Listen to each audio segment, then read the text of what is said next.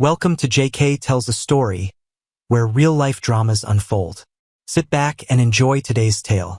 Two attractive women were dining on the restaurant's terrace in downtown Boston, attracting male glances from passers-by, but the friends were too busy talking to each other to pay attention to them.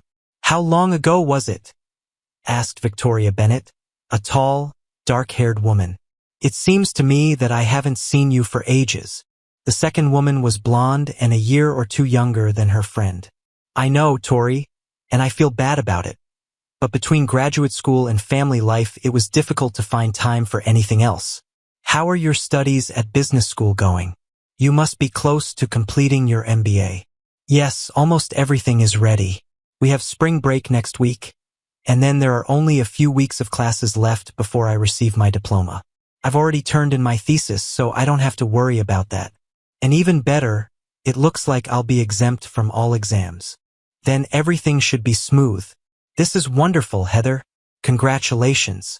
Do you already have a job?" "No. I've been really busy the last 2 years, so I'm planning on taking a little break before getting into the work world. I want to relax and have some fun before I get back to work. But enough about me. How are you doing? Is there a special man in your life?" "I'm doing well, but I'm still looking for the right guy." The blonde looked at her brunette friend with an appraising glance. "With your appearance, I wouldn't rush to settle down. I bet you could go out with different guys every night if you wanted." Victoria gave her friend a wry smile. "Believe me, Heather, living alone these days isn't all it's cracked up to be. To find one decent guy, you have to go through a dozen jerks, and frankly, it starts to get boring. To tell you the truth, I'm a little jealous of you being happily married to such a wonderful guy like Brandon. And speaking of Brandon, how's your handsome husband doing?" "I think he's fine." "Oh, I think I just heard a discouraging word. What's the matter, Heather? Isn't everything good between you?" The blonde shook her head. "It's not that we have problems. It's just that Brandon is so busy with his own work that we have little time to spend together. And even when we do, we don't have much money to spend on entertainment. Well, he spends all this time on his company to build a future for the two of you. As for money, I expect that graduate school is not cheap." "I know, and I appreciate it, but sometimes I just want to go out and have fun like I used to at school. All my classmates talk about is going to parties and meeting people in bars. Meanwhile, I'm sitting at home watching reruns on TV." The dark-haired woman looked shrewdly at her friend. Is there anyone in particular at school that you would like to go to a party with?" Heather laughed. "You always knew how to read me too well." She then leaned forward to avoid being overheard. "Actually, there is one first-year student, Tyler. He's very nice." She blushed. "And he definitely likes me too. Every time we're together, he goes out of his way to say something really nice about how good I look and how well I'm doing at school." Victoria shook her head. "I don't think Brandon will be very happy to hear about this. It's just harmless flirting. It doesn't mean anything. But you're right, Brandon is pretty old-fashioned about this sort of thing. That's why I'm not going to tell him." She shifted in her chair. "But I can't help but remember how everything was before I got married. It was so much fun playing the field and meeting all the different guys. I miss it all.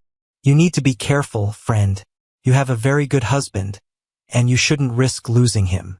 You know Brandon will never tolerate it if he catches you fooling around. And if you ever did, I'm willing to bet there are plenty of other women who would be more than happy to comfort him afterwards." I know. And honestly, I want to spend my whole life with him, start a family and all that. I just wanted to have a little fun before things get so serious." She lowered her voice and leaned closer again. "Speaking of the guy I told you about, yesterday he asked me to go to Florida with him for spring break. If there was some way to do this without Brandon finding out, I'd probably agree." She leaned back and laughed dismissively. "But this is just a fantasy. It will never happen." Victoria sat quietly and looked at Heather for a long time. Finally, she nodded her head as if she had made a decision. "Don't be so sure. I know how you can do this and get away with it, Heather." Heather let out a sigh that was equal parts disbelief and delight. "Are you kidding? How? Are you sure you want to jeopardize your marriage just for a week-long fling? If I could be sure that Brandon would never find out, then why not? But you're just teasing me, Tori. There's no way I could get away with something like that. Yes, and in fact it's quite simple. Victoria began to enumerate each step on her fingers. First, you need to create a new mailbox on Gmail under some anonymous name, something like a good friend. You then use this account to send Brandon an anonymous letter warning him that his wife is having an affair. Wait, I tell him that I'm having an affair? This is crazy. Why would I do this? Heather interrupted. Victoria continued calmly. More precisely, you would write that Heather is having an affair with some person whom Brandon does not know and cannot easily verify. And what will this give? Heather asked. It'll take his attention away from your hot guy from grad school, Victoria replied. Yes, but it will make Brandon suspicious of me, Heather pointed out. Exactly. But when he fails to find the guy you're supposed to be having an affair with, he'll have no choice but to confront you and demand to know what's going on. But I don't want him to suspect me, Heather protested. No, you don't want to. So when he confronts you, you will be very angry with him for not trusting you. In fact, you'll get so angry that you'll call time out on the marriage. Doesn't your mom live in Florida? Victoria suggested. Heather was taken by surprise by the sudden change. Yes, why? Great. Angrily, you tell Brandon that you are going to Florida for spring break to be with your mother and figure out what to do with your marriage. Then, while he's here in Boston, desperately trying to find the mystery man, you're in Florida with Tyler having your own little fling. How will I explain all this to my mother? Heather asked. You shouldn't. In fact, you shouldn't even see your mother while you're there. But what if Brandon calls her? Tell him not to do it. Make it clear that you need a complete break to sort things out. He shouldn't try to contact you or your mother while you're away. Warn him that if he tries, you might not come home at all, Victoria suggested. Heather stared at her friend for a moment, contemplating her plan. Finally, her face brightened. You know, Tori, I can see how this could work. But what will happen when I return? It's simple. By then, Brandon will miss you like crazy. And since he can't find a mysterious man who is supposedly having an affair with you, he will come to the conclusion that someone is playing a malicious prank on him. He will feel very guilty and will beg you to forgive him for not trusting you. You will forgive him and everything will be fine. You'll have fun. And then you and Brandon will be together again, closer than ever. What about the mysterious man I'm supposed to be having an affair with? Maybe I should just come up with a name for him, Heather suggested. You can, but I think it will be much more believable if it is a real person. Choose someone you can't have an affair with, like someone very old or living far away. That way, if Brandon manages to track him down, you'll be safe. Hey, I think I know the perfect guy. I had a creepy professor in one of my classes my first year of graduate school.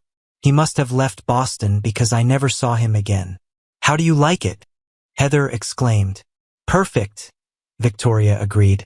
Heather suddenly reached across the table and squeezed her friend's hand. You are the best, Tori. I'm so excited. I really think it's going to work. Then she hugged herself and trembled slightly. I can't wait to tell Tyler.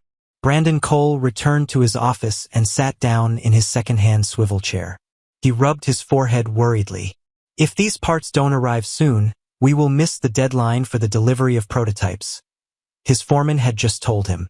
After the foreman left, Brandon sat trying to come up with a backup plan when his email dinged.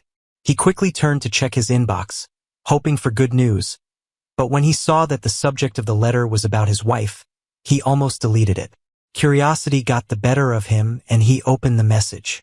I hate to tell you this, but Heather is having an affair with Professor Bellingham. I just thought you should know. A good friend. What the heck? Stunned, Brandon reread the message again, unable to comprehend the terrible words. What nonsense is this? Cannot be true. Heather wouldn't cheat on me. Someone must be trying to stir up trouble between us. But who does this, and why? He started to delete the message but hesitated. That's the last thing I need to deal with right now. This must be a mistake, a misunderstanding. But his practical side did not allow him to ignore it. Damn it, damn it. Of course it can't be true. Angrily, he pressed the reply button on the email. Who are you? Why are you making such a terrible accusation? What evidence do you have? He pressed send and then stared at the screen in impotent rage. This won't lead to anything good. It is unknown when or if this person will answer, and there's no way to track it. It's probably best to start finding out who this Bellingham guy is. He opened a browser, went to the university's webpage, and searched for the Graduate School of Business department. Professor Bellingham was not on staff. He returned to the faculty register and began searching throughout the university, and again he was unlucky. Frustrated, he tried looking at other educational institutions in the area, but to no avail. This is madness, he muttered to himself. Did my good friend just make up a name? He then tried a Google search, and the search engine quickly returned 5 names, but 2 of them were female and neither was local. I knew it was fake. Someone is trying to prank me or drive me crazy. But again, he could not bring himself to delete the letter. Now that the letter had been sent, a seed of doubt began to grow in his mind. God, what if she's having an affair? I didn't see any signs, but that doesn't mean anything. Besides, I was so busy at work that I hardly spent any time with her. What if she was upset because she was being ignored? I remember that there were times when she wanted to go somewhere for fun and I refused her. But damn, I'm working almost 70 hours a week trying to get the business going. Doesn't she understand this? Can't she see that I'm doing all this for us? And to be honest, we really can't afford anything extravagant. Her business school tuition is getting more expensive every year, and I'm pouring whatever is left into this place to try to speed up the process. And yet, I guess I neglected her.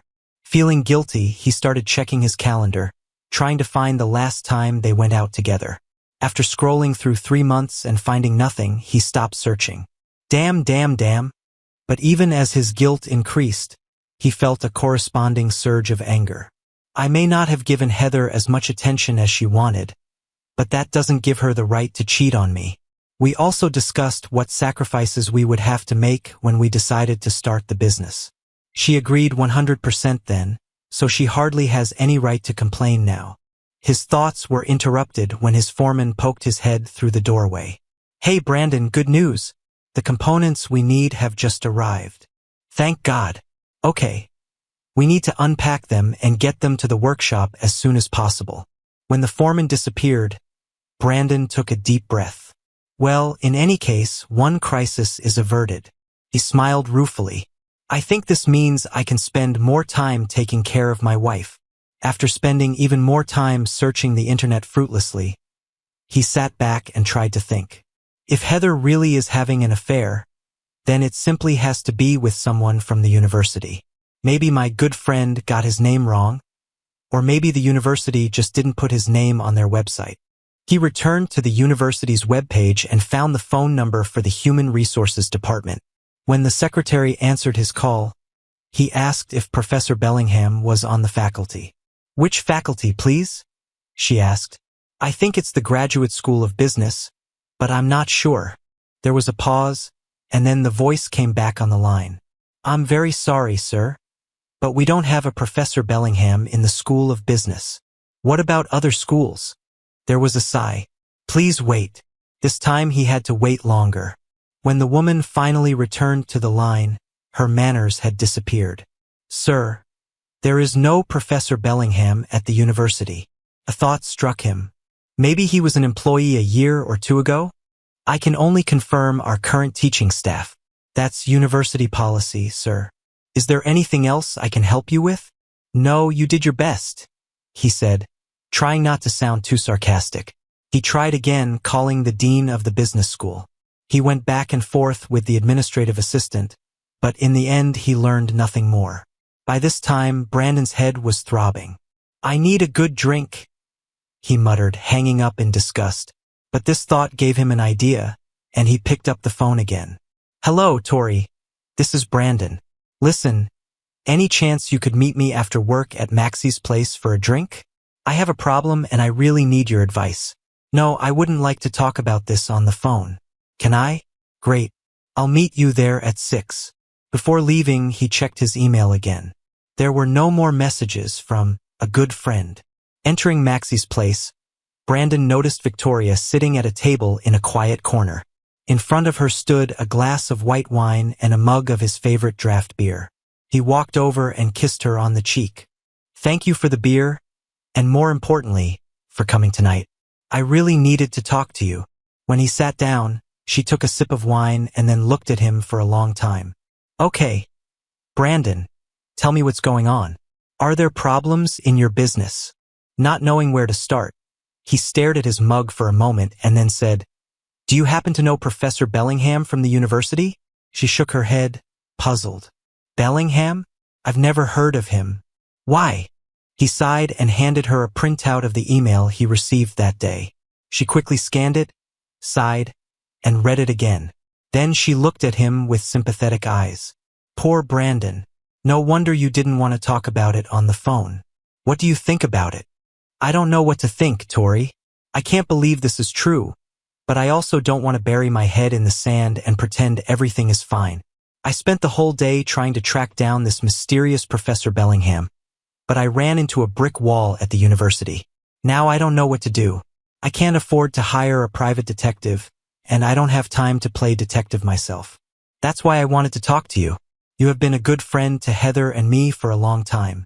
Please, tell me what you think about it." She took another sip of wine and then reached out to give his hand a quick squeeze. "What you're really asking is, do I think she's having an affair? I cannot give you such absolute certainty. On the one hand, I haven't seen or heard anything that would make me think that she is unfaithful to you. On the other hand, I haven't seen her very often over the past few months." His face twisted in annoyance, and she hurried to continue. "You know as well as I do that there are people who like to stir things up, and it could be something like this. Or you may have business enemies who would like you to divert attention to tensions in your marriage. There may be other scenarios that I haven't even thought about.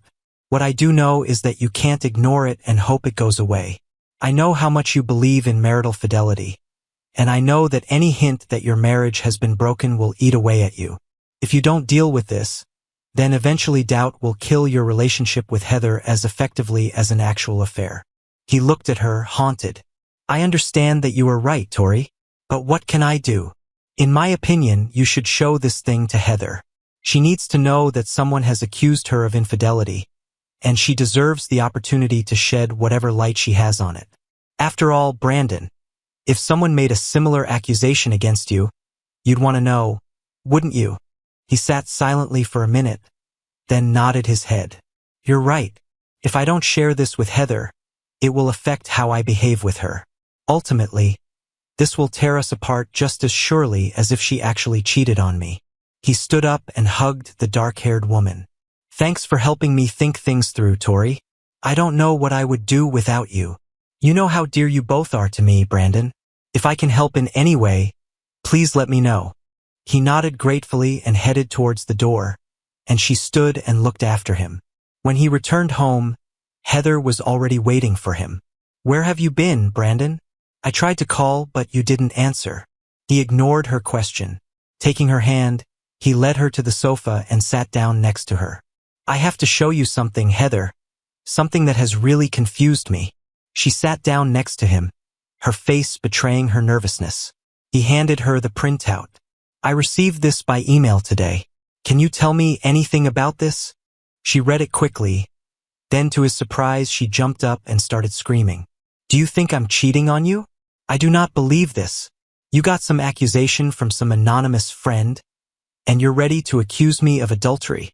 No, honey, I don't blame you for anything. If you don't blame me, then why did you show me these dirty lies?" She snatched the printout, crumpled it into a ball, and threw it at him. "You might as well plunge a knife into my heart. This hurts me so deeply. You trust someone who is too cowardly to even sign their name more than you trust your own wife." She grabbed her purse and headed to the front door. "I can't even look at you now. I'm leaving, and I don't know when I'll be back." With these words, she ran out, slamming the door behind her. "Oh damn, I never expected this. Now I'm even worse than before," he groaned, sinking back onto the sofa and clasping his head in his hands. As he sat there, Brandon's first thoughts were defensive. Why was she so upset? She didn't even let me finish. I didn't accuse her of cheating. I just showed her what someone else wrote. That's all. But he knew the answer before he finished. If Heather had given me that note, I probably would have exploded too. But what could I do? Act like everything was fine? Tori was right. I can't just ignore the letter. It wouldn't be fair to Heather or me. Even though he spent the rest of the evening going over the situation in his mind, he was no closer to figuring out what to do than when he started. He knew he and Heather needed to talk, but he couldn't even decide what to tell her. All he knew for sure was that he wanted to bring his wife home to try to mend the relationship. Emotionally exhausted, Brandon felt himself starting to get tired, but he was determined to stay up until Heather returned. After another hour of waiting, he laid down on the sofa and soon fell asleep. Sometime after midnight, he was awakened by the sound of the door opening. As he stood up, Heather walked into the living room and stared at him with her hands on her hips. "Heather, we really need. I don't want to talk about this now," she interrupted him sharply. "You can stay the night on the couch, and we'll talk in the morning." Without waiting for an answer, she turned on her heel and headed down the hallway to their bedroom. Hearing the door slam, he groaned and lay back on the couch, hoping that sleep would return. Took a long time. Brandon usually got up early to get to the office before everyone else. But even though his body clock woke him up at the usual time, he felt obligated not to leave until Heather showed up so they could talk. He made coffee and sat down at his laptop to read the news while he waited. It was almost 8 o'clock when Heather entered the kitchen. Brandon was shocked to see her dragging a suitcase behind her. "Where are you going, Heather?" "I thought we were going." Before he could finish, she raised her hand to stop him. "It was a terrible shock, Brandon. This calls into question our entire marriage. I need to be alone to think about what happened. Spring break starts tomorrow, and I'm going to Florida to visit my mother." She pierced him with an angry look.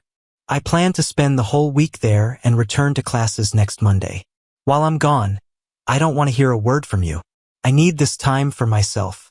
Don't call me, don't call my mother, don't call my mother's house. Do you understand?" He nodded helplessly.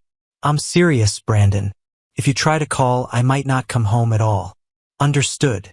He nodded again. "Okay," she said, and walked out the door to her car, dragging her suitcase behind her. When she left, Brandon sat in shock for several minutes. Finally, he returned to the bathroom to shave and change his clothes.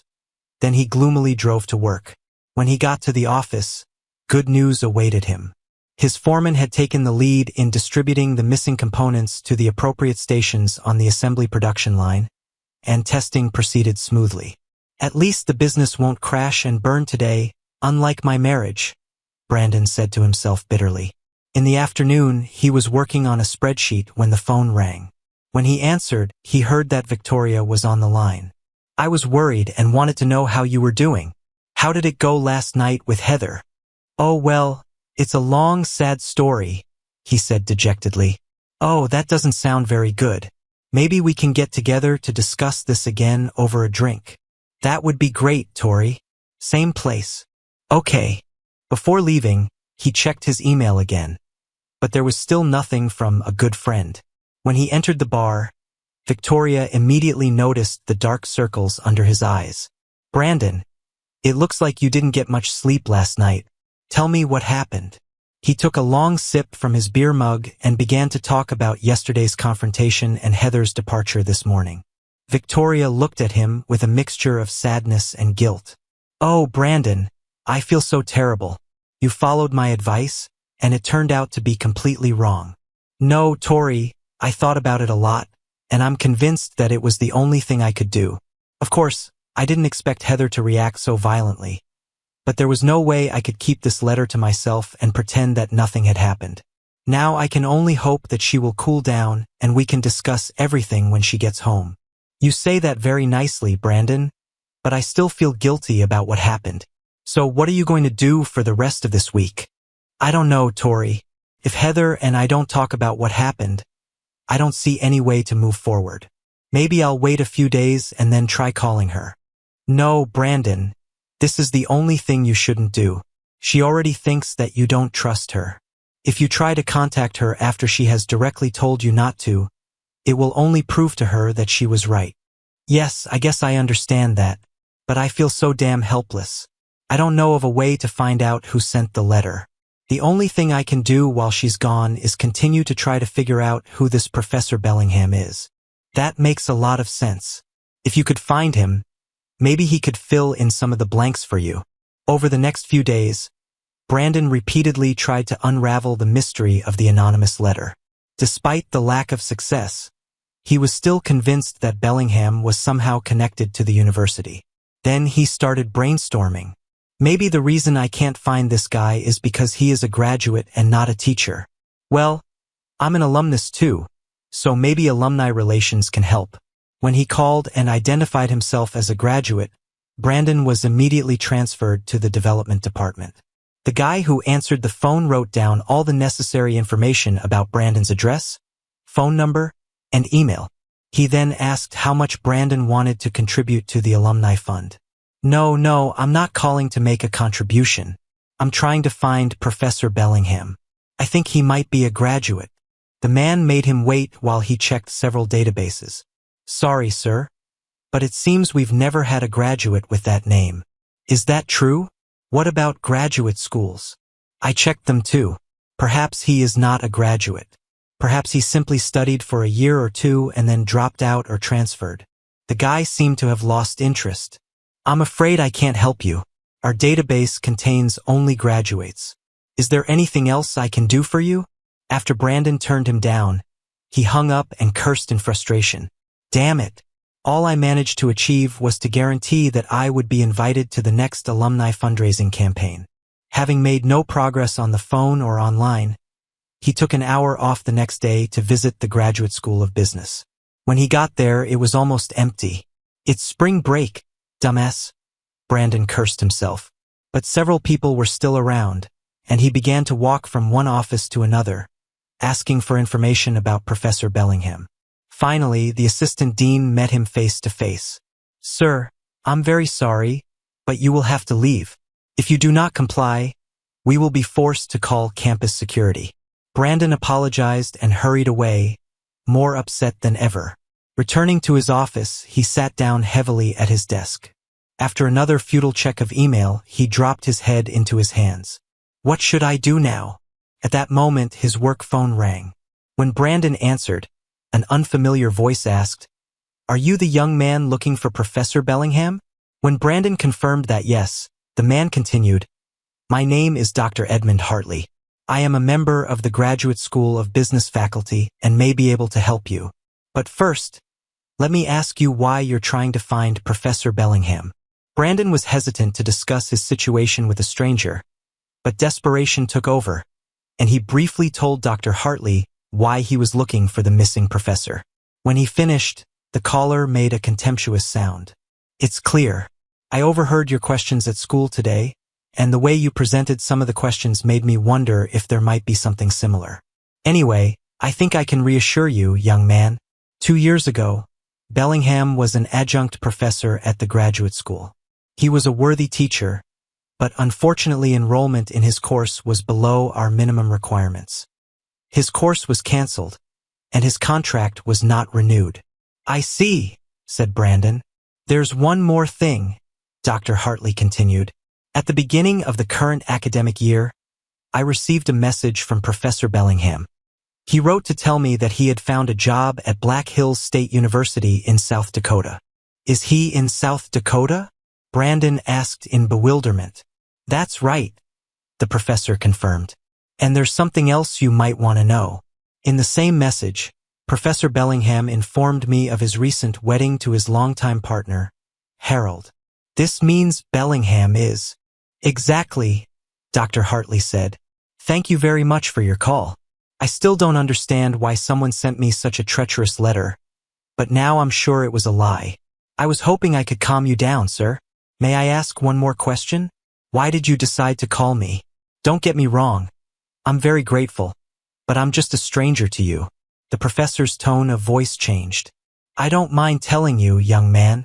Many years ago, something very similar happened to me. My wife left me to run off with her lover, so I have deep sympathy for anyone who may find themselves in a similar situation. Fortunately, in this case, the warning you received turned out to be false, so I am glad that I was able to dispel your doubts. But as you can imagine, I have very strong feelings towards anyone who interferes in a marriage. If this statement were true, I would not hesitate to tell you. Thank you, sir. You have no idea how much I appreciate what you did. That evening, Brandon called Victoria to tell her the good news. I still don't know who is trying to destroy my marriage, but now I know for sure that Heather is not having an affair with Professor Bellingham. Are you sure you can trust this Dr. Hartley? Absolutely. After the call, I looked him up and found him on the business school faculty. He is an elderly man, probably around 60, and appears to be well respected. But just to be sure, I also checked out Bellingham on the Black Hills website. Of course, he was there. That's great, Brandon. You must be extremely relieved. Yes, I am. But now my problem is, what do I tell Heather when she gets home? It's easy, Brandon. From what you told me about your confrontation with her, she never gave you a chance to talk. When she returns, tell her that you never had any doubts about her. Tell her that you already knew about Bellingham, that you tracked him down as soon as you received the letter. But since she reacted so strongly, you didn't have a chance to tell her about it. If you play your cards right, Brandon, she'll apologize to you. I don't know, Tori. In fact, everything was not like that. He heard the smile in her voice. Come on, Brandon. Is it really that bad to stretch the truth a little to get what you want? On Sunday, before returning to Boston, Heather surprised Victoria with a phone call. Hey, girlfriend, I just wanted to check with you about how Brandon is doing before I go home. I'm a little nervous about what I'll encounter when I arrive. The only thing I know for sure is that you owe me a huge debt for everything I did for you while you were busy with your affair. With a little help from Victoria and some luck, Heather would be able to return to her husband, and her marriage would be in better shape than ever. With that, she continued to describe the week, ending with Brandon learning of Bellingham's whereabouts. If you play your cards right when you get home, Brandon will apologize to you, you will apologize to him, and everything in your life will go back to normal. There was a pause on the line. What if I don't want everything to go back to normal? I don't understand, Heather. What do you want to say? Just last week, I had an amazing time. Tyler, the guy I was with, is so much fun. Heather's voice became a little hoarse. And most importantly, he's a fantastic lover. I haven't felt such pleasure for many years. In any case, I'm not ready for my little adventure to end yet. I want to continue seeing him at least until the end of the semester. Come on, Tori. You have to help me find a way to make it happen. Stop, Heather. You're already taking a big risk by leaving with this guy for a week. If you try to keep the romance alive here in Boston, you're really upping the odds. Girl, maybe, but you have to admit your little plan worked perfectly. I bet you can figure out how I can do this again. Come on, Tori, please. This guy is really hot. I was afraid that something like this might happen. There was a long pause. Okay, Victoria said slowly. I can come up with a plan to do what you want. But you have to understand that you will jeopardize your marriage to Brandon. He's a good guy, Heather. He is hardworking, loyal, and a true family man. Men like him don't come along every day. Are you sure you want to risk it all for a little fun between the sheets? Heather chuckled. You turn me on with the phrase, I can come up with a plan. Oh, okay. But don't say I didn't warn you. Victoria continued. Now here's what you need to do. Do you still have that email account you created? Certainly. You told me to keep it active. Good. Because you need to send another letter from a good friend. Only this time you will send a message to yourself to your regular email. Okay. Then what? What will be in the new letter? Everything is exactly the same as in the previous one. Only this time you write that Brandon is having an affair with me. What? But that's not true and Brandon knows it. How can this help? It's simple. The first letter accused you of having an affair. Brandon has established that you could not have been unfaithful with Professor Bellingham, but he may still have doubts about your fidelity. Wait, Tori. Didn't you tell me that a letter with Bellingham would give me freedom in my relationship with Tyler? So it was. But now, after he receives the second letter, he will have no doubts. He's already proven that you weren't having an affair with Bellingham, and he knows for sure that he's not having an affair with me. Obviously, the good friend is a complete liar, which means Brandon has no reason to doubt you anymore. This means that you can get away with almost anything you want without arousing Brandon's suspicion. There was silence on the line. Heather then exclaimed, "Tori, you are a genius. I don't know how you came up with all this, but you just gave me a hall pass that I can use for the rest of the semester. There are 2 more things you need to do, Heather. First, make sure Brandon tells me about the second letter." "Okay, but why?" "Because this way I can reinforce the idea that you are trustworthy and this unknown friend is not. He really cares about you, so he will listen to my advice. Now what else? After you send the message to yourself, remember to log out of your good friend email account. What if Brandon accidentally finds it? Oh God, no. In fact, you should probably sign out of both of your email accounts when you're not using them. You don't want Brandon to find love notes from Tyler, do you? I warned Tyler never to email me, but this is still good advice. Better safe than sorry." Returning home from work that evening, Brandon was alarmed to find Heather crying. Things had been going so well between them since she returned from Florida that the sight of her upset face took him by surprise. "What's wrong with you, Heather? What's happened?" he asked, rushing towards her. "Oh, Brandon, it's all starting again," she said with tears in her eyes. She handed him a copy of the letter. "Son of a..." He swore after reading the accusatory message. "You know that's a lie, don't you?" "Certainly. I know that you will never cheat on me, just as I will never cheat on you.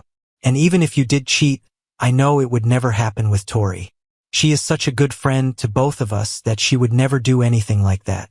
Damn it, someone is still trying to cause trouble for us, and I have no idea who or why. There must be some way to track these things." He looked up at her hesitantly. "Are you going to tell Victoria about this? Do you think I should?" "I think you should. Whether you like it or not, she's involved now. It would be unfair to her not to tell her about this." The next morning when Brandon called, Victoria answered in a friendly manner. "Well, how are the 2 lovebirds doing today?" Brandon's tone was somber. "We're doing well, Tori. But there's something new that I need to talk to you about. Can you meet after work?" "Actually, I plan to work at home after lunch. Could you come to my house?" "Okay, good. I'll come between 6:30 and 7. Opening the door to her apartment in the evening, Victoria immediately noticed the solemn expression on Brandon's face. "What's the matter, Brandon? I've been worried since you called." He shook his head. "I'm really sorry, Tori, but it looks like you got caught up in this whole thing with Heather and me." When she looked at him in confusion, he handed her a copy of the last letter. After reading it, she looked at Brandon in despair. "This is ridiculous. We don't have an affair. I would never do that to Heather. I hope she knows that." He nodded. "She knows. In fact, she told me the same thing." Victoria shook her head in confusion. "Glad to hear that. But what do you think this all means?" "I think this means that someone is very keen to stir up trouble between Heather and me. First a warning about Professor Bellingham, now this. The only thing I can think of is that I have an enemy, perhaps a business competitor, but I have no idea who it could be. But anyway, since it now seems to concern you, Heather and I decided we should warn you about it." She nodded. "I'm glad you did, Brandon. You are always so caring. But I don't know what we can do about it. Unless the mystery person does something overtly or makes a mistake, I don't think calling the police will do any good." "I agree with that, Tori, but it's so frustrating. I'm tired of all this confusion, and I just want whoever it is to leave us alone." "How does Heather perceive this?" "She is very upset. When I came home, she was in tears. I'm not surprised, especially after the ordeal the first one caused. Look, Brandon, I think Heather is pretty fragile right now. Between all of this and the fact that she's so close to graduating, I guess she's a bundle of nerves. You must take care of her as much as possible. Do you think we should both just block all mail from this account? That may turn out to be a mistake. If they send anything else, I think you'll want to know about it." "Yes, you're right. But how can I protect Heather? For starters, if you get another one of those damn letters, I wouldn't tell her about it, at least not right away. For that matter, I think you should check her email on her laptop every chance you get. If she receives another letter, you can forward it to your email before she sees it. This way, you don't have to interfere with her. Yes, I think that's a good idea. He got up. I'm really sorry you had to be dragged into all this. If this is supposed to be an apology, then I don't need one. You are very dear to me, and I will do everything to help. He smiled gratefully. I'd better go home to see how Heather is doing. He started to walk away, then turned, hugged Victoria and kissed her on the cheek. Thank you for being such a good friend. Having you by our side through all of this means a lot to me. When Brandon returned home, he was pleasantly surprised to find Heather in a much happier mood. The next morning, she was even more cheerful and got up early to have breakfast with her husband. This is a real treat, Heather. I don't see you that often before I go to work. Well, I didn't want you to leave this morning without being able to say I love you, she told him, kissing him. By the way, she added, I wanted to be sure to let you know that I'm going to a lecture on campus this evening. A few girls and I are going to grab something to eat after, so I'll probably get home pretty late. Of course, Heather. Everything is fine. We have a lot of leftovers in the fridge, so I can grab a snack here.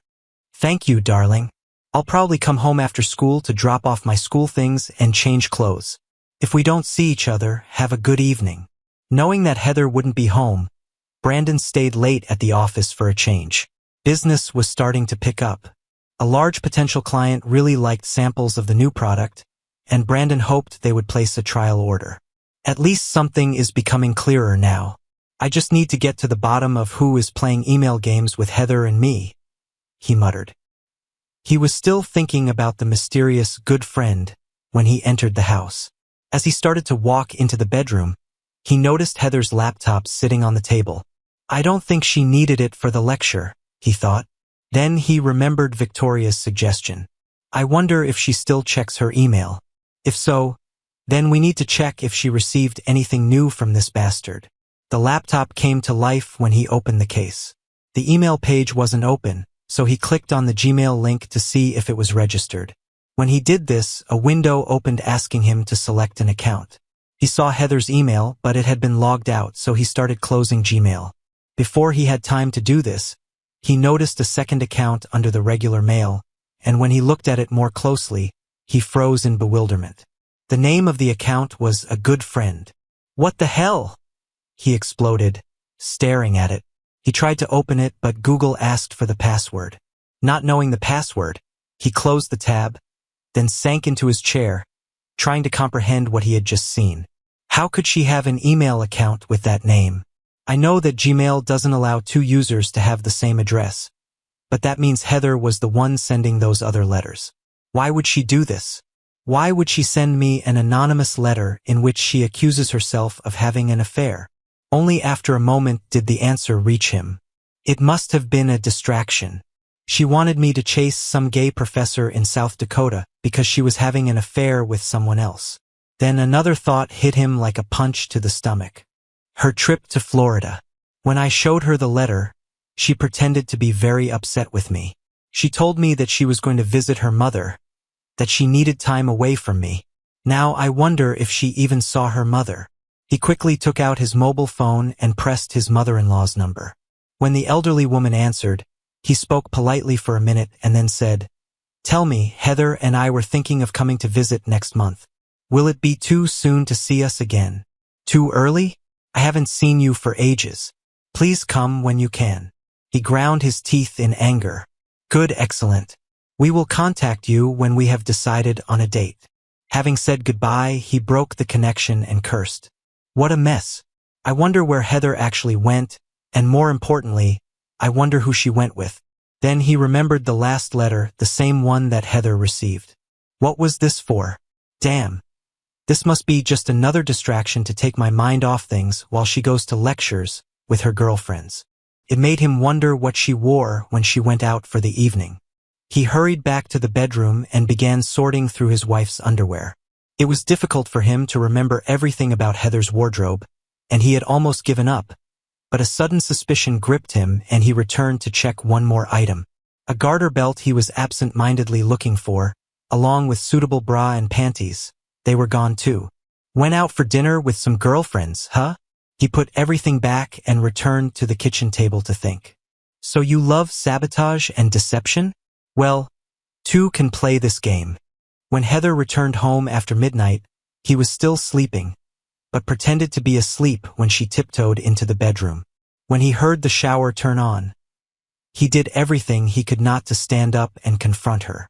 Who would have thought that going to lectures would be such hard work? He thought bitterly. The next morning, Brandon got up very early and left for work before Heather even woke up. Next to the coffee pot, he left a note for his wife. I hope you enjoyed yesterday's lecture. I had to leave early for a meeting at work, and I might be late today, so don't wait for me. For Brandon, it was indeed a busy day, but his meetings were not with clients or suppliers. During lunch, he did a little shopping, and then headed home with some of his purchases to do a few preparations. After that, he went to 2 more meetings which took up the entire afternoon. When he finished, he went to dinner and a movie to kill time. Heather was already asleep when he climbed into bed, trying not to wake her. However, when she woke up the next morning, she found her husband waiting for her. I thought you had left for work a long time ago, honey, she said, gratefully accepting the cup of coffee he handed her. I wanted to make sure to see you this morning because I have a flight to Detroit at noon. I'll be away for a few days generating leads. This is something new. You don't have to travel so often. So when do you think you'll be back? Not until Friday evening.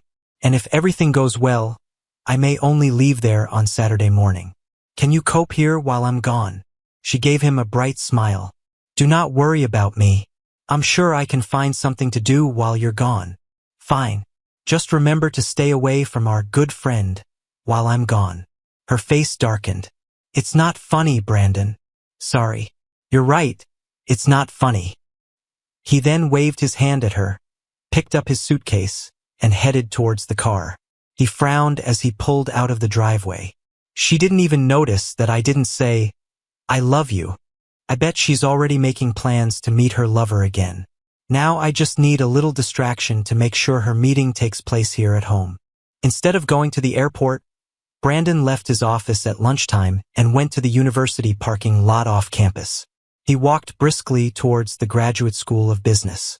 Shedding his usual sports jacket and slacks, and now wearing jeans and a sweatshirt, he had a cheap backpack slung over his shoulder. Without raising his head, he headed to the reading room of the School of Business library. The few students there did not pay any attention to him as he casually walked behind the rack of periodicals. Once he was out of sight, he pulled out a string of the largest firecrackers he could buy, with an extra-long fuse attached to them, and tossed them into a metal container for disposal. He then casually walked to the nearest door, propped it up with his backpack, and walked out. Once outside, he took out the phone he had purchased the day before and called campus security. Come quickly. They're shooting at the business school, he shouted excitedly when his call was answered. I think there may be several of them. They're still shooting. He then turned the receiver towards the library, and within seconds a series of fireworks began. He cut the connection and hurried across campus to his car. As sirens blared and people began running in all directions, he was already driving away. He parked in his neighborhood, watching from his spot. An hour later, he saw his wife's car pull into his driveway. Then a second car pulled up behind her, and a male figure appeared. In times of danger, there is no place like home, Brandon muttered, grinning sadly. He then got into his car and drove to the motel where he had booked a room. Late that evening, he drove around his neighborhood one more time to make sure the second car was still in his driveway. Then he returned to his room and tried to get some sleep. When the adulterous couple left the house the next morning, they were surprised to find Brandon leaning against the stranger's car door. Oh God, Tyler, this is my husband, Heather gasped when she recognized him. I thought you were in Detroit, she stammered, and then caught herself, realizing how it sounded. Darling, everything is not as it seems. Tyler just came by to. Stop, Heather. Every time you open your mouth, you are only lying. I don't want to hear it anymore. He bared his teeth and gestured at the two of them. It's exactly what it sounds like. I know you both spent the night here, and I have a record of everything you said and did together. So stop talking and listen. He grabbed the manila envelope tucked under his arm and handed it to her. I am filing for divorce on the grounds of adultery. Inside, you will find the name and number of my lawyer. Find yourself a lawyer and ask them to contact mine. But don't try to contact me, because after what you did, I don't intend to see or talk to you anymore. No, honey, don't say that. It was just a one-time mistake. We can work things out. I promise. I said stop lying, he growled. This is not a one-time incident. You have been having fun with him for several weeks, and it definitely wasn't a mistake. You planned everything in advance. I know you sent that letter as a distraction so you could spend spring break together wherever you went. And by the way, your mom wants to know why you haven't visited her lately. I guess you were so wrapped up in that piece of trash, he gestured at the sullen man, that you didn't even go see her. He paused to turn his attention to Heather's lover. Oh yes, that reminds me. Brandon quickly took out his cell phone and took several pictures of the amazed man. When he realized what was happening, the man growled, clenched his fists, and took a threatening step towards Brandon. Brandon immediately reached into his jacket pocket and extended his hand far enough to show the handle of a gun. Oh, he said calmly. I wouldn't do that if I were you. I have no intention of ruining my life by killing you, but I will be glad if you give me a chance to shoot you in self-defense. Stop. The man raised his hands up and took a step back. Brandon turned to Heather with a grin. Looks like your boyfriend is a lover, not a fighter. Then his voice became cold and hard. Take everything you need from the house and then get out, Heather. Don't be here when I get back. I wasn't kidding when I said I never wanted to see you again. Brandon, please, she wailed. I never wanted it to be this way. He ignored her and walked to his car. When she sat down on the driveway and began sobbing into her hands, he didn't look back. On the way to his office, Brandon stopped at a dumpster and threw away the disposable phone along with the toy gun he was keeping in his pocket. I'm very glad that these things look so realistic, he grinned mercilessly. Returning to his desk, Brandon used his regular cell phone to send an email containing one of the photos he had taken. To his surprise, he received a call back a few minutes later. This is Dr. Hartley. Did you just email me a photo? Dr. Hartley, forgive me for intruding on you again, but do you happen to recognize the man in the photograph? I think his name is Tyler. Is the woman standing next to him your wife? I'm afraid not. My ex-wife. Very beautiful woman. I think she was in one of my classes last year. As for the man next to her, I actually recognize him. His name is Tyler West. It so happens that he is one of my dissertation students. Tyler West. Good to know, doctor. I'm afraid I have a score to settle with your Mr. West. So he was the serpent who stained your Garden of Eden? Yes, in a way.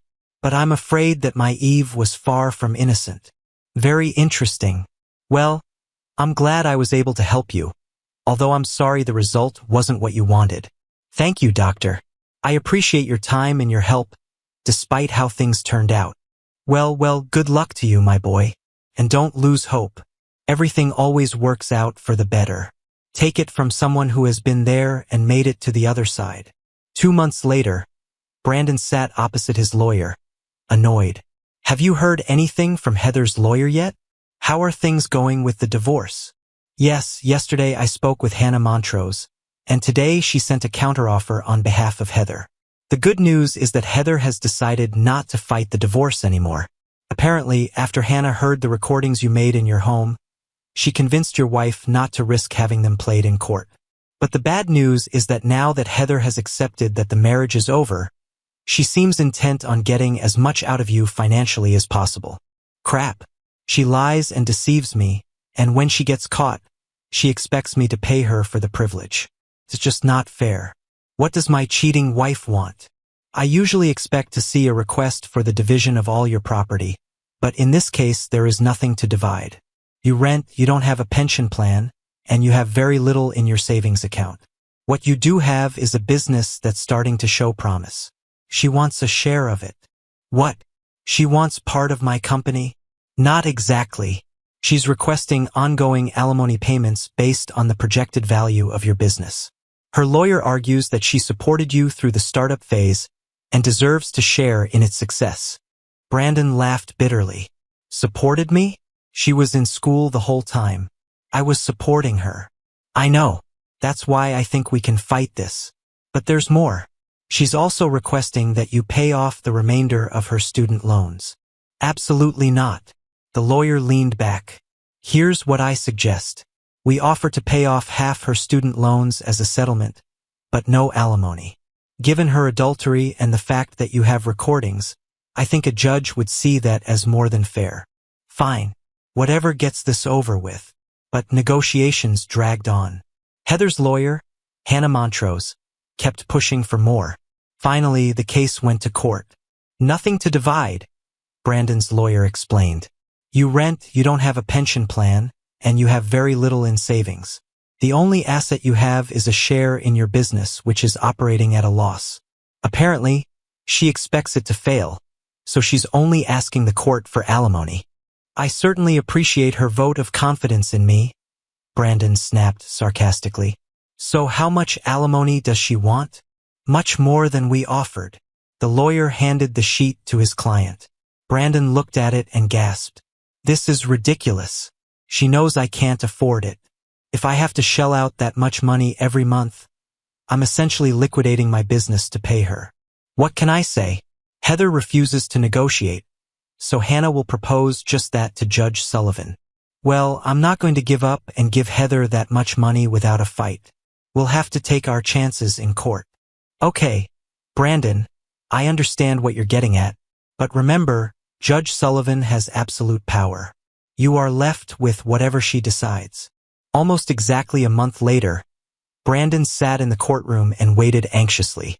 After both lawyers presented their arguments, Judge Sullivan adjourned. How do you think things are going? Brandon asked his lawyer in a whisper. I have no idea. Could go either way, or the judge could decide on some kind of compromise. They were soon ordered to stand as Judge Sullivan returned to the courtroom. When they were seated again, the judge asked opposing counsel to come to the bench. I assume your clients have not changed their position on the financial settlement? The two lawyers exchanged glances. No, Your Honor. Very good. Before I make my decision, I would like to ask Mrs. Cole a few questions. Hannah Montrose looked scared but then smiled and motioned for Heather to come forward. Everything will be fine, she whispered to her client. Don't forget to address her as Your Honor. Brandon's lawyer took his seat and leaned towards him. It's usually not a good sign when the judge wants to hear more from the other side. Brandon watched sourly as his soon-to-be ex-wife testified. The suit she wore was conservatively cut but fitted enough to show off her figure. He noticed the judge was watching Heather intently and shook his head.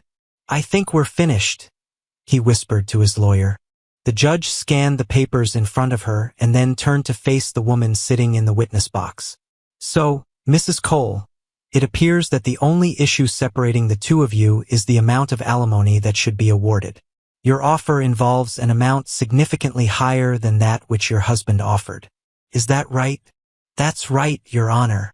And how do you justify the amount you proposed? We are asking for a higher amount in recognition of my years of marriage and the fact that I will have to start my life essentially from scratch, Your Honor.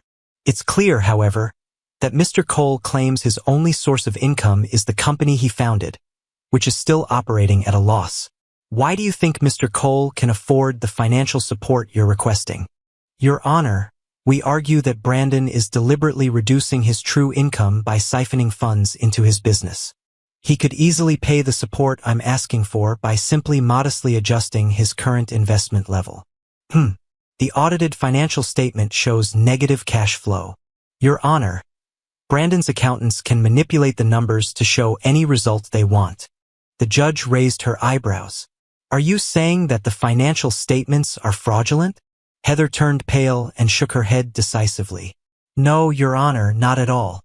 Simply, earnings can be deferred and investments accelerated, all within the bounds of generally accepted accounting principles. He invests too much in his company, that's all. Brandon felt his blood pressure rise. He leaned over and whispered angrily, She knows it's not true. She's just trying to pressure me to get what she wants, no matter the consequences. Meanwhile, Judge Sullivan reviewed the case summary in front of her. Until now, we have focused on your husband's investment in his business, Mrs. Cole. From what I can see here, Mr. Cole has also invested heavily in you, or at least in your education. If you mean your MBA, Your Honor, then it's true that Brandon paid for my tuition. But I was the only one who did the hard work for all the courses, took all the tests, and wrote the dissertation. I've worked day and night for the past 2 years, including last summer. And you just graduated from university, is that right? Yes, ma'am. I graduated with honors, she said proudly. The judge nodded. Very good, Mrs. Cole. That's all. You can sit down. When Heather stood next to her lawyer again, Judge Sullivan raised her glasses and looked at both sides for a moment. Having heard all the evidence, I intend to award Mrs. Cole the full amount of financial support she requested. Brandon flinched, and Heather leaned over and hugged her lawyer. But the judge wasn't done yet. This financial settlement equates to a monthly amount that will allow Mrs. Cole to live quite comfortably without working for the foreseeable future. However, she has just completed a college degree that should prepare her for a high-paying business position. To give her additional motivation to use her expensive education, I am awarding Mrs. Cole alimony for 6 months only. 6 months? You can't do that, Heather cried. I can, and I did, answered the judge. Then she hit the gavel. Next case. Her lawyer quickly pulled Heather away from the bench, even as she continued to try to appeal the decision. Only the appearance of a large bailiff convinced the unfortunate young woman to stop her protests. Do I only have to pay alimony for 6 months? I can live with that, Brandon told his lawyer as they stood up and began to walk out of the courtroom. How about this? I thought we lost when the judge picked her number, but I guess she wasn't too impressed with the way Heather tried to milk you dry. However, not many husbands behave so well in divorce court. I wonder what made her take it so easy on you. You don't think the fact that she pleaded no contest to the charge of adultery was a factor? She should not have taken this into account when determining the financial settlement. Brandon looked back to see Heather still arguing with her lawyer and chuckled. Well, whatever it is, I'm happy with how it turned out. At that moment, a hand touched his shoulder, and Brandon turned to see an elderly man whom he had never met before but who seemed vaguely familiar to him. I wanted to introduce myself, explained the gray-haired man. I'm Professor Hartley. Brandon grabbed his hand and shook it firmly. Professor, it is an unexpected pleasure for me to meet you in person, sir. Thank you again for your help. What brought you to court today? The elderly man smiled. After our conversation, I became interested in your case, so I decided to drop by to see how everything turned out. Then his smile grew wider. It also gave me the opportunity to say a few words to an old friend of mine, Judge Sullivan. He shook Brandon's hand again. I'm glad everything turned out well for you. If I'm ever able to help again, I'll be happy to do so. He winked. We divorced husbands must stick together. When the professor left, Brandon looked after him. Interesting, he muttered. Then he shook his head. As he did so, out of the corner of his eye, he thought he saw Victoria in the crowd of spectators. But when he turned to look, she was not there. It took a while before Heather pressed a familiar number on her mobile phone. When the call was answered, she hesitantly said, Hello, Tori. It's me, Heather. Heather, what a surprise. I haven't heard from you since you moved to Florida. How are you doing? To be honest, it's been a pretty tough few years.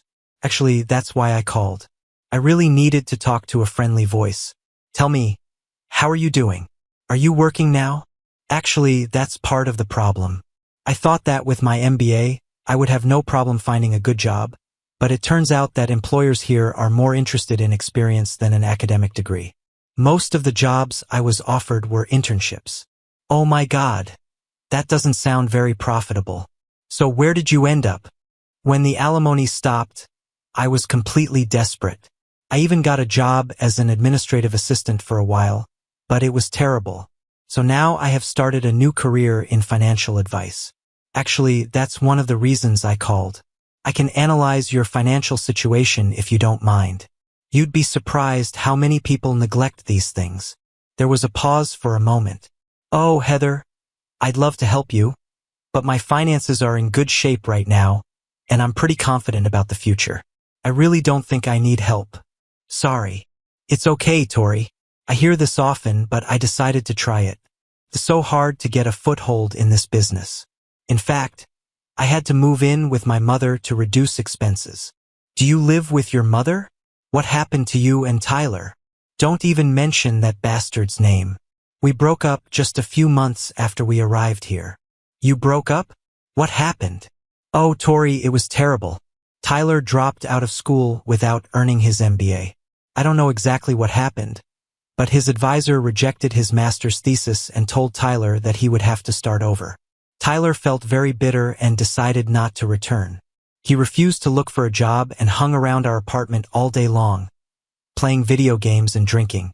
After a while, he began to take out his resentment on me.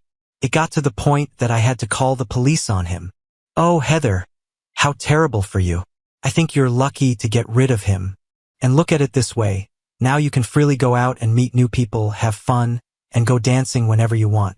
I remember how much you missed all this when you were married. Heather sighed. Nightclubs and parties require money, Tori, and I don't have a lot of spare cash right now. To tell you the truth, when I go out, it's not as glamorous or exciting as I used to think. In fact, I remember one friend warning me that there were a lot more creeps out there than good guys. She paused, but when Victoria didn't say anything, Heather decided to change the subject. What about you, Tori? How are you doing? Are you dating anyone special right now?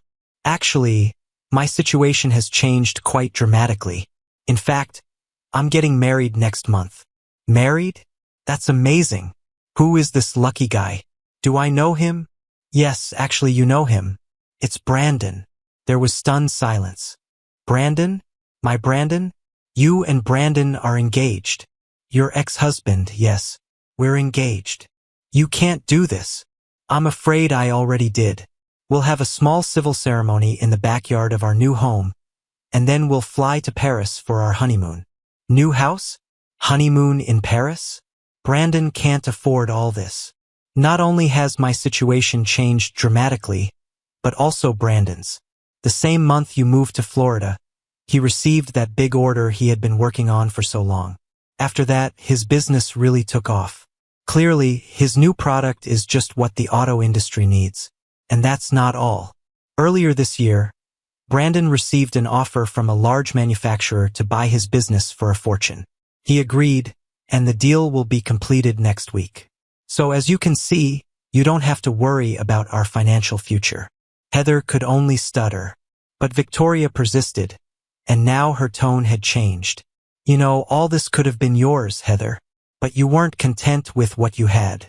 I warned you from the very beginning that you were risking everything by starting your little affair. Besides, I warned you that there would be women who would happily pick up the pieces if your marriage fell apart. But you were the one who encouraged me. It was you who came up with the plan. Heather, you're exaggerating. I didn't force you to do anything you didn't want. All I did was give you enough rope to hang yourself. I cannot believe this. I bet you were the one who warned Brandon about Tyler. You're smarter than that, Heather. Think about it. If I told Brandon, he'd wonder how I knew. That wouldn't be very smart of me, would it? On the other hand, I told you not to log out of your secret Gmail account. And I told Brandon to check his email. I use Gmail all the time, so I was sure he would see what he saw. So no, Heather, I didn't tell Brandon about your lover. All I did was arrange the dominoes so they would fall where I wanted them to fall. I trusted you, Tori. I thought you were my friend.